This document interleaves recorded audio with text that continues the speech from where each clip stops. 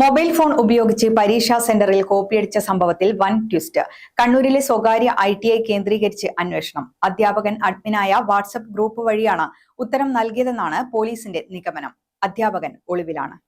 Mattannur polytechnic കോളേജിലെ പരീക്ഷാ സെന്ററിൽ മൊബൈൽ ഫോൺ ഉപയോഗിച്ച് കോപ്പിയടിച്ച സംഭവത്തിലെ പരാതിയിലെ പോലീസ് അന്വേഷണമാണ് വൻ ട്വിസ്റ്റിലേക്ക് മാറിയത്.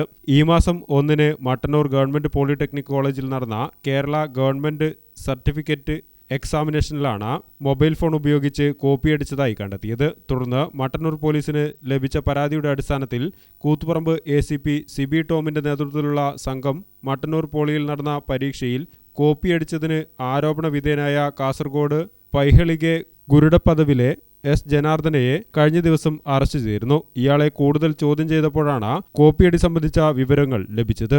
KSEB വർക്കാടി സെക്ഷനിലെ താൽക്കാലിക ജീവനക്കാരനാണ് ജനാർദ്ദന. ഇദ്ദേഹത്തിന് നിയമനം സ്ഥിരമാകണമെങ്കിൽ ഈ പരീക്ഷ ജയിക്കണമായിരുന്നു. ജനാർദ്ദന പരീക്ഷയ്ക്ക് വേണ്ടി കോച്ചിംഗ് ക്ലാസ്സിന് പോയിരുന്നു.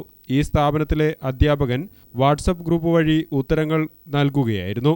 അധ്യാപകൻ അഡ്മിനായുള്ള വാട്സപ്പ് ഗ്രൂപ്പ് വഴിയാണ് ഉത്തരങ്ങൾ നൽകിയതെന്നാണ് പോലീസിന്റെ നിഗമനം. ഈ ഗ്രൂപ്പിൽ കൂടുതൽ പേരുണ്ട്. ജനാർദ്ദനയെ കൂടാതെ 21 പേർ കൂടി പരീക്ഷ എഴുതിയിരുന്നു. ഇവരും മൊബൈൽ ഫോൺ ഉപയോഗിച്ചാണോ പരീക്ഷ എഴുതിയതെന്നും ഇത്തരത്തിൽ ഉത്തരങ്ങൾ നൽകുന്നത് ആദ്യമായാണോ, സംഭവത്തിൽ കൂടുതൽ പേർ പങ്കാളികളായിട്ടുണ്ടോ എന്നതുൾപ്പെടെയുള്ള കാര്യങ്ങൾ പോലീസ് അന്വേഷിക്കുകയാണ്.